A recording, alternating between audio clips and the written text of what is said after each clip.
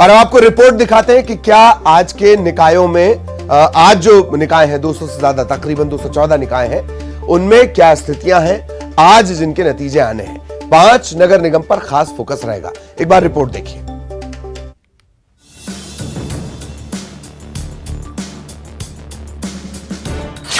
निकाय चुनाव का फाइनल रिजल्ट आने वाले हैं। दूसरे चरण के नतीजे।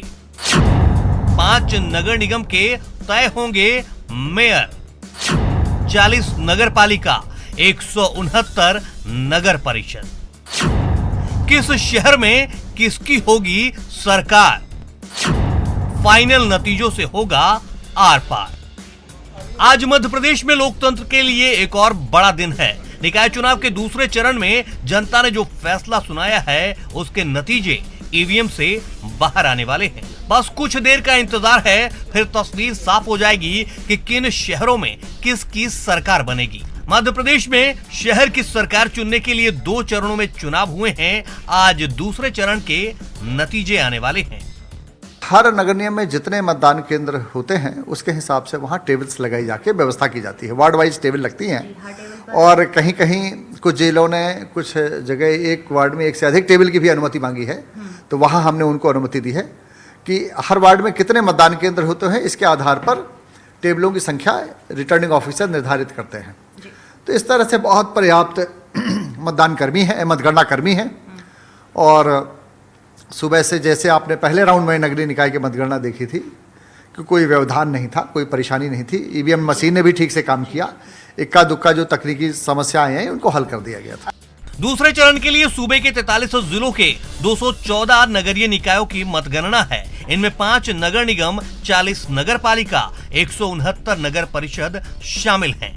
जिन 5 नगर निगमों के लिए मेयर तय होंगे वो हैं कटनी, देवास, रतलाम, रीवा, मुरैना नगर निगम।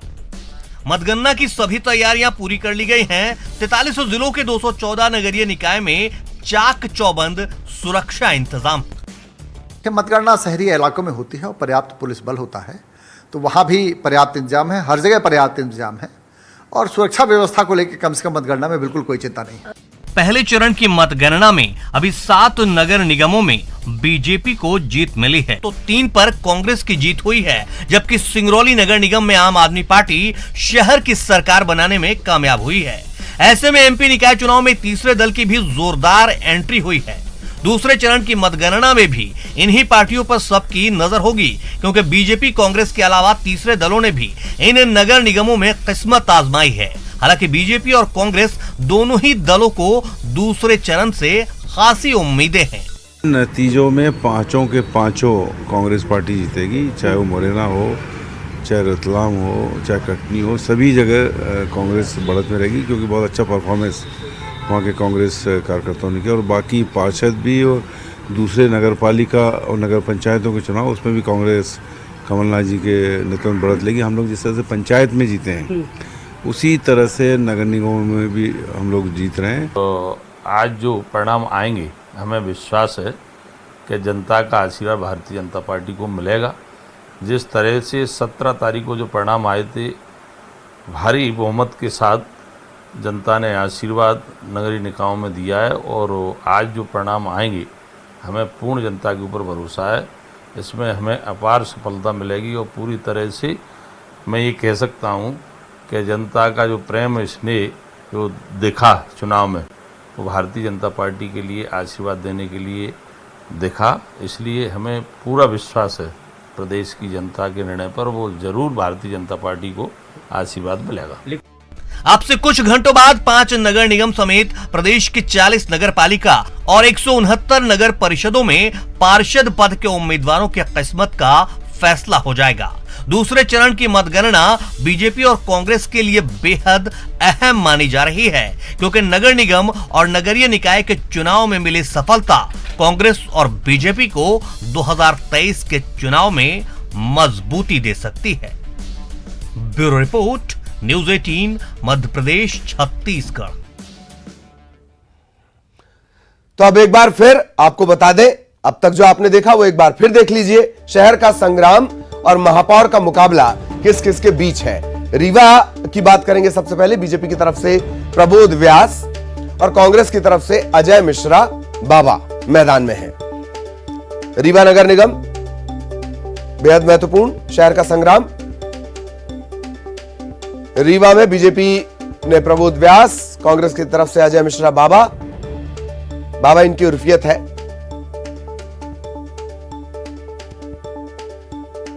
देवास की बात करेंगे।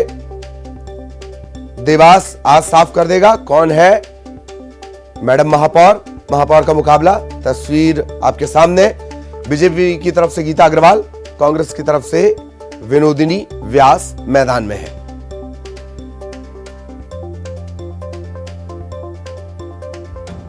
देवास की स्थिति, ये भी बहुत दिलचस्प स्थिति में देवास चूंकि पहुंच चुका है। कई दिग्गज कांग्रेस के और बीजेपी के लिए साख का सवाल देवास बना हुआ है। बीजेपी की तरफ से गीता अग्रवाल, कांग्रेस की तरफ से विनोदिनी व्यास। कटनी की बात करेंगे। बागी यहां समीकरण को बहुत तेजी से बदल रहे हैं और आज कटनी के नतीजे भी आ जाएंगे। कटनी का महापौर तय हो जाएगा। मुकाबला किसके बीच है? बीजेपी से ज्योति दीक्षित, कांग्रेस की तरफ से श्रेया खंडेलवाल।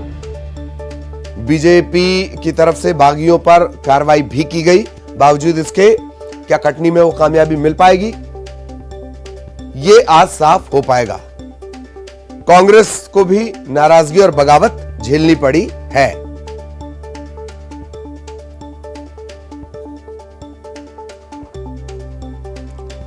स्वाद का शहर रतलाम, दोनों ही पार्टियों को खासी दिक्कत यहां पर अपने चेहरों को चुनने में गई थी। बीजेपी की तरफ से प्रहलाद पटेल संगठन की ताकत के साथ, कांग्रेस की तरफ से मयंक जाट युवा प्रत्याशी, युवाओं पर ज्यादा फोकस किया और युवाओं से ही ज्यादा उम्मीद। बीजेपी की तरफ से प्रहलाद पटेल संगठन की ताकत और एक लंबी चौड़ी जो सियासी विरासत रतलाम की रही है, तासीर जो भाजपा की रही है, उसे कैश कराने की और बचाने की जिम्मेदारी बीजेपी की तरफ से प्रहलाद पटेल को दी गई, कांग्रेस की तरफ से मयंक जाट। मुरैना केंद्रीय मंत्री के प्रभाव वाला क्षेत्र। मुरैना से मैडम महापौर कौन? बीजेपी की तरफ से मीना मुकेश जाटव, कांग्रेस की तरफ से शारदा राजेंद्र सोलंकी मैदान में हैं। काफी माथापच्ची के बाद बीजेपी की तरफ से मीना मुकेश जाटव को मौका मिला, कांग्रेस की तरफ से शारदा राजेंद्र सोलंकी।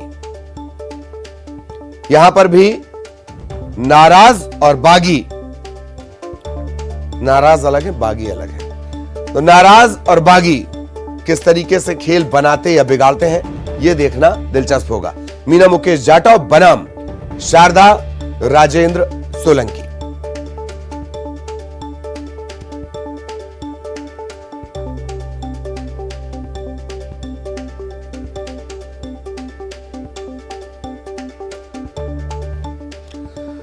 अब जरा पिछले चरण के जो नतीजे आए हैं, 11 निकायों के, 200 से ज्यादा नगरीय निकायों के, इसमें 11 निगम शामिल थे।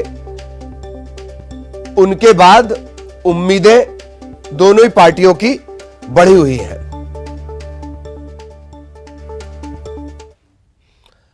देवास में नगरीय निकाय की मतगणना की तैयारियां पूरी हैं। जिले में 6 महापौर प्रत्याशी हैं। 192 पार्षदों की जीत हार का फैसला होना है। इसके लिए प्रशासन ने कमर कस ली है। दूसरे चरण में नगर निगम देवास, नगर परिषद सोनकच्छ, पीपलरावा, भौरासा, टोंक खुर्द, इनके लिए मतगणना होगी। 269 केंद्र पर महापौर पद के लिए 8 राउंड में मतगणना होनी है।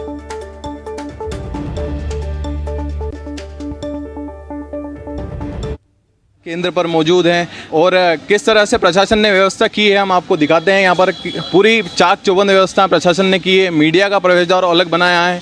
प्रत्याशियों का प्रवेश द्वार अलग बनाया है, अधिकारी और कर्मचारियों का सभी का प्रवेश द्वार अलग अलग बनाया गया है। उसके अलावा जो हम बारिश की बात करें तो बारिश को लेकर भी पूरी चाक चौबंद व्यवस्था की गई है पानी को देखते हुए, ताकि लोग आना जाना ठीक से कर सकें, आना जाना ठीक से हो सके। और वार्ड क्रमांक भी यहाँ पर आपको देख सकते हैं कि किस तरह से 1 से 30 मतगणना एजेंट और प्रत्याशियों के लिए यहाँ पर बनाए गए हैं। देवास से न्यूज़ 18 के लिए वरुण राठौर।